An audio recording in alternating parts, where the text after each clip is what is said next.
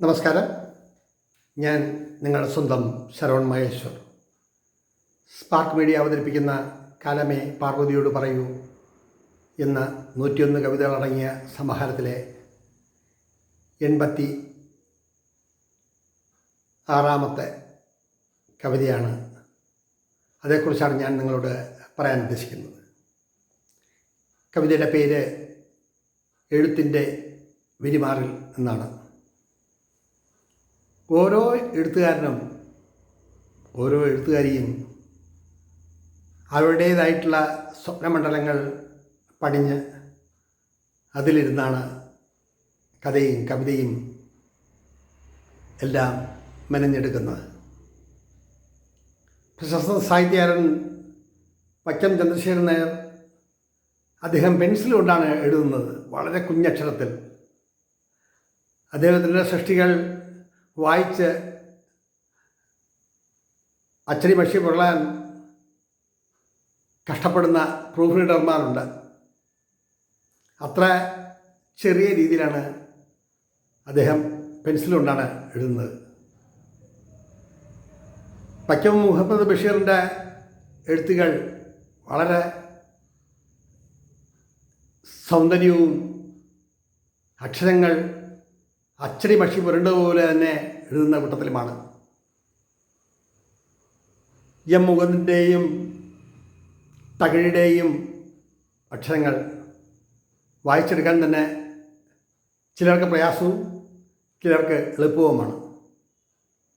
ഓരോ സൃഷ്ടി ജനിക്കുമ്പോൾ അതിലെ പിന്നാമ്പുറങ്ങൾ വളരെ രസകരമാണ്. ഞാൻ എൻ്റെ സൃഷ്ടികൾ എഴുതുന്നത് രാത്രിയുടെ 2ാം യാമത്തിലാണ്. കൂടുതലും ഇന്നല്ല, കാലങ്ങൾക്ക് മുന്നേ എഴുതുമ്പോഴൊക്കെ അരുവിക്കര ഗസ്റ്റ് ഹൗസിൽ ചെന്ന് റൂമെടുക്കും. 2 ദിവസം 3 ദിവസം 4 ദിവസം 5 ദിവസം ഓരോ 2 ദിവസങ്ങൾ കൂടുമ്പോഴും ഒരു കത്തെഴുതി അവിടെ കൊടുക്കും. അന്ന് വെറും 50 രൂപയ്ക്ക് താഴെയാണ് വാടക ഒരു ദിവസത്തേക്ക്.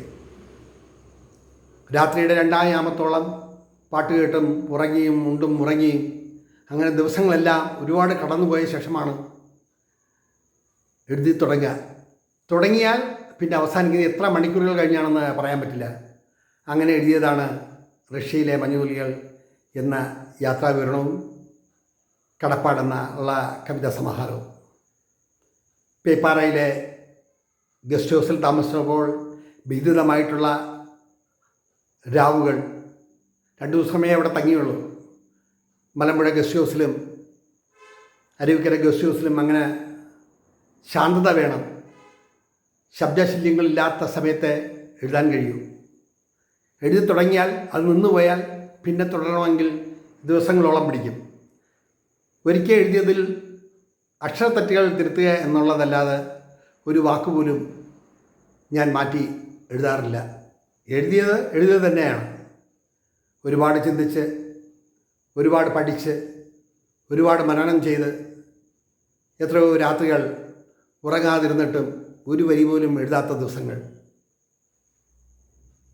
വാളെടുത്തവരെല്ലാം വെളിച്ചപ്പാടാവില്ല എന്നതുപോലെ എഴുതാനായി നമ്മൾ പുറപ്പെടുമ്പോൾ ഒരു നോവലായാലും ഒരു കഥയായാലും ഒരു കവിതയായാലും അതിന് ഒരുപാട് തയ്യാറെടുപ്പുകളുണ്ട്. ആ തയ്യാറെടുപ്പിലൂടെയാണ് ഓരോ സൃഷ്ടികളും മാനവ സമൂഹത്തിലേക്ക് എത്തപ്പെടുന്നത്. അത് ഓരോരുത്തരുടെ ശൈലി ഓരോ തരത്തിലാണ്. അപ്പോൾ ഇക്കാലങ്ങളിൽ ഞാൻ കൂടുതലും എഴുതാറുള്ള രാത്രിയുടെ 2ാം യാമത്തിലാണ്. നിശബ്ദത വേണം, നല്ല പിൻ സൈലൻ്റ് ആയിരിക്കണം, പിന്നെ കുറേയധികം വായിക്കണം. പുസ്തകങ്ങൾ, കവിതയാണെങ്കിൽ കവിത, കഥയാണെങ്കിൽ കഥ, മനസ്സിന് ഒരു പ്രത്യേക തലത്തിൽ എത്തിച്ച ശേഷം മാത്രമേ ഒരു വരിയെങ്കിലും എഴുതാൻ കഴിയുള്ളൂ. അങ്ങനെയാണ് എൻ്റെ ഓരോ സൃഷ്ടികളും പറക്കുന്നത്. വർഷങ്ങളും മാസങ്ങളൊക്കെ എടുത്താണ്. അപ്പോൾ ഇങ്ങനെയൊരു സൃഷ്ടി,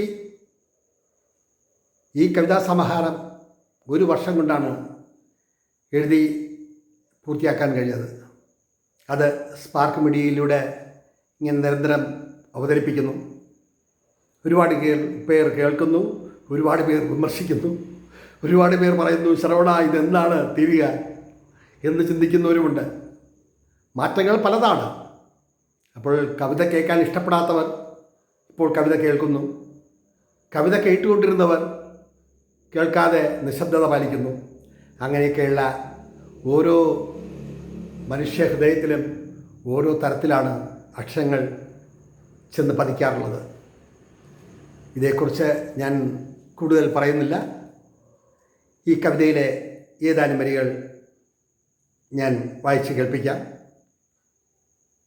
ശ്വാസമാണീ എഴുത്തന്ന വിഹാരരംഗം, ശ്വാസമാണീ എഴുത്തന്ന വിഹാരരംഗം, കാലം നൽകിയ അനുഭവങ്ങളെല്ലാം ഓർമ്മപ്പെടുത്താം, കാലം നൽകിയ അനുഭവങ്ങളെല്ലാം ഓർമ്മപ്പെടുത്താം.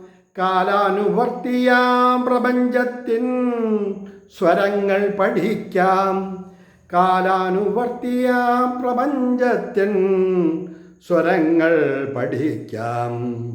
അനുഭവങ്ങൾ നിറഞ്ഞ കഥകൾ കേട്ടു വളരാം, അനുഭവങ്ങൾ നിറഞ്ഞ കഥകൾ കേട്ടു വളരാം. ശ്വാസമാണി എഴുത്തന്ന വിഹാരരംഗം. തുടർന്നുള്ള വരികളും അതിൻ്റെ വിഷ്വൽസും നിങ്ങൾ കാണുമല്ലോ, വിലയിരുത്തുമല്ലോ. ഇവിടെ ചുരുക്കട്ടെ എൻ്റെ വാക്കുകൾ. നന്ദി, നമസ്കാരം.